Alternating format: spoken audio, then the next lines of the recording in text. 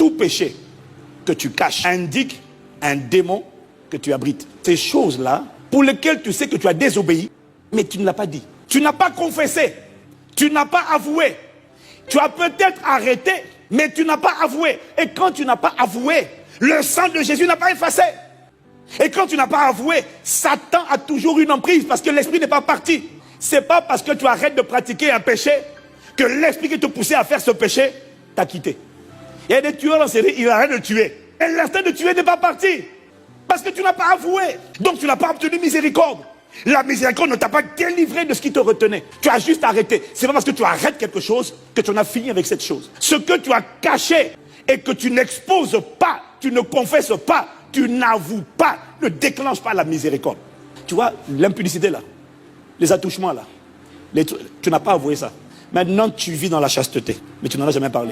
Le jour où tu te mets à fréquenter une personne de sexe opposé, bien évidemment, tu vas voir que les mêmes pulsions que tu avais là ressurgissent.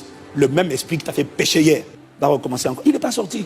Ce que tu caches révèle un démon qui ne t'a pas quitté et qui est en posture bien cachée là. Il est caché, il est couvert et il est prêt à saboter ta destinée à toi et il attend que tu fasses des enfants pour pouvoir se déployer à travers eux. Toutes les personnes qui ont des péchés qu'elles ont cachés, même si tu as arrêté, tu n'as jamais confessé, sont des personnes, tu vas avancer, mais à un moment donné, quand tu vas vouloir faire preuve d'audace, parce que des fois il y en a qui ont tendance à oublier qu'ils ont caché. Donc quand tu vas vouloir, tu vas faire preuve de parler comme je parle, dénoncer, interpeller, et une voix va te parler à l'intérieur, dire petit, ne va pas là-bas, on se connaît. Ça te fait perdre ton assurance. Désormais tu deviens contrôlé par un esprit d'intimidation, un esprit de peur. C'est pour ça qu'il y a des pasteurs qui ne peuvent pas donner certains messages.